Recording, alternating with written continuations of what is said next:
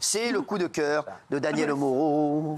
Daniel Moreau, comment ça va ma chérie? Ça va super. De et retour, alors, she's back. Eh ouais, non, j'étais pas partie bien loin. Ça va vous étonner parce que j'ai un coup de cœur pour un maire écolo, pour Grégory Doucet. Alors, on en a assez dit de mal de ces maires écolos. Et enfin, ça y est, ils sortent du déni de réalité, en tout cas lui, puisqu'il se montre ferme envers les squatteurs dans sa ville de Lyon.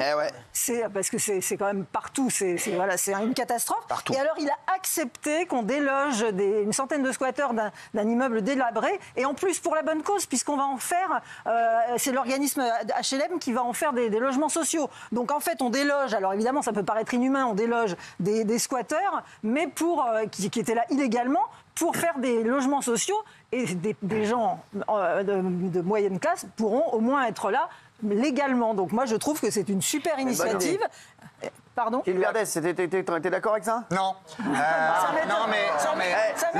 Le non était fou, on aurait dit un buzzer. Non. Comment tu peux pas être d'accord avec ça ? Arrête avec les squatteurs, on va squatter ton slip un jour, tu vois, ça va faire tout drôle. On attend l'argument. Non, calme-toi, mamie. Non, mais il y a un côté inhumain, d'ailleurs, elle l'a dit, Daniel. Il y a un côté... Mais c'est des squatteurs, il y a des femmes, des enfants, je crois.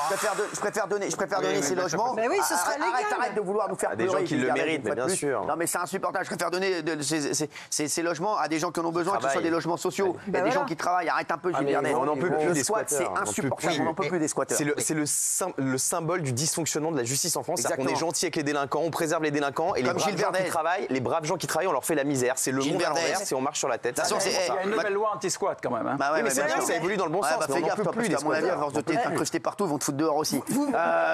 Encore 2 ans. Merci, oui. Non, mais c'est un bâtiment.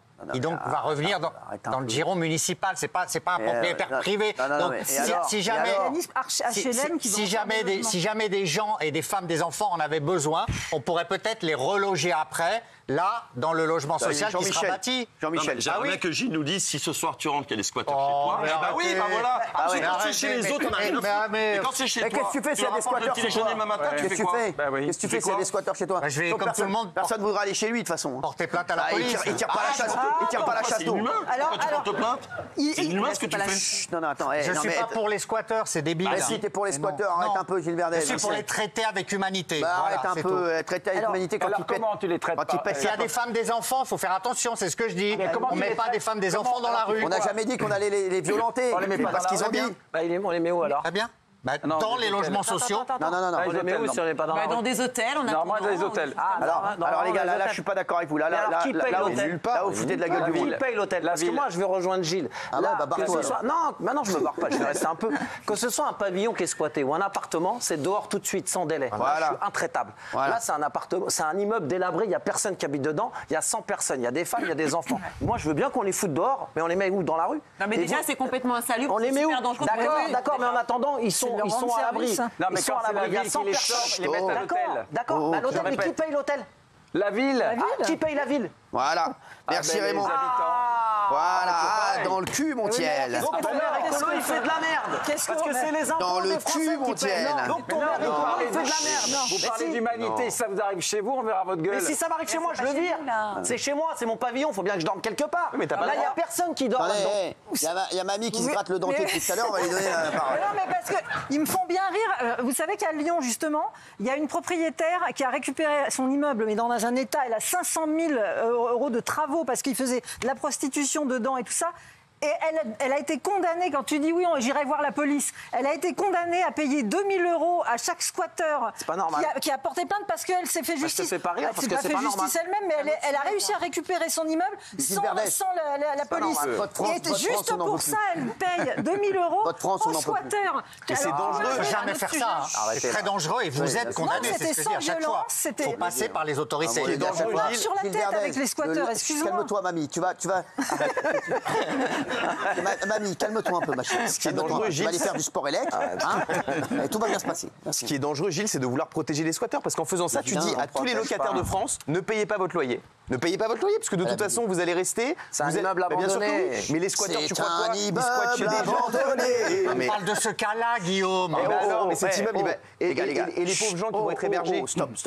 Vous avez saoulé tout le monde, vous parlez trop tous en même temps. On va laisser la parole aux gens qui parlent correctement. Merci. Jean-Michel Maire. Oui. Non, c'est vrai, les gars. En laissant les squatteurs dans cet immeuble, tu empêches ceux qui sont en attente d'un logement social de parvenir à un logement normal, à loyer modéré. Parce qu'eux, ils attendent. Tant qu'on ne peut pas les faire sortir et réhabiliter l'immeuble, il y a des gens qui se retrouvent sur le carreau qui auraient besoin d'un logement social. Les squatteurs, ils n'attendent pas un logement social? J'en sais rien. Alors, renseigne-toi. Avant de les foutre à la rue. Ils payent pas, donc je pense pas qu'ils devraient comment pas tu payer sais un qu'ils logement payent pas? C'est abandonné, tu vas payer à qui? C'est un immeuble abandonné. Et une précision, cet immeuble justement abandonné, comme tu dis. Un immeuble abandonné. Si jamais un des squatteurs se fait mal dans cet immeuble abandonné, il attaque la ville en plus. Exactement, il attaque la ville. Bravo Montiel. Montiel était huissier de justice. Exactement. Maintenant, je vous le dis, Gilles Verdez, pas la peine de faire cette tête. Ça, c'est normal. C'est dur quand même. C'est dur. On va voir ce qu'en pensent les téléspectateurs, à mon avis. Vous êtes encore d'accord avec Gilles Verdez, qu'une fois de plus. Voilà, Gilles Verdez, une fois de plus. Gilles Verdez, encore un triomphe. Quel génie. Quel génie, ce Verdez.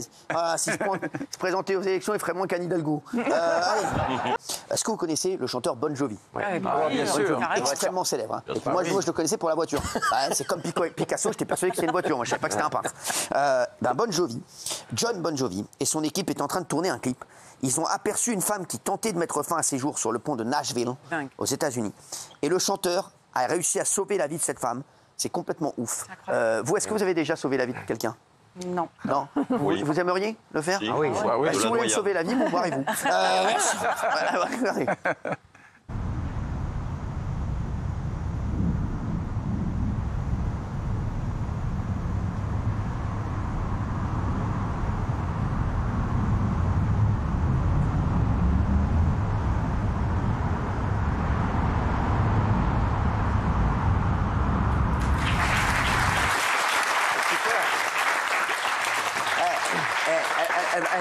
Ça va peut-être le tournant de sa vie à cette dame. Elle était sauvée par John Bon Jovi. Vous vous rendez compte ou pas? C'est ouf, Gilles Verdez. Oui, alors, ce qui impressionne aussi, c'est le calme avec lequel il s'approche, avec son assistante de la dame. On ne sait pas les raisons pour lesquelles elle voulait sauter, mais elle était prête à le faire. Et lui, il a la fibre sociale, lui-même a créé une association pour aider les gens en difficulté. Donc voilà, on voit que là, il arrive et il trouve les mots pour la calmer sur ce pont de Nashville. Exactement. Voilà. Il trouve les mots, il la ramène et il se fait un gros câlin. Exactement, oui. Non, je disais physiquement, c'est pas très impressionnant, mais il doit falloir trouver les mots justes dans ces cas-là. Parce que qu'est-ce que vous dites à cette personne, comment vous l'approchez, comment vous faites qu'elle saute pas, c'est ça qui est fort. En vrai. Oui, c'est fort. Oui, vous avez jamais sauvé personne? Moi, j'ai été sauvée en revanche. De la noyade. Ah, d'accord, je croyais des fausses infos. Non. Par moyen, oui, de la noyade, non, c'est pas vrai. Non, par ma maman.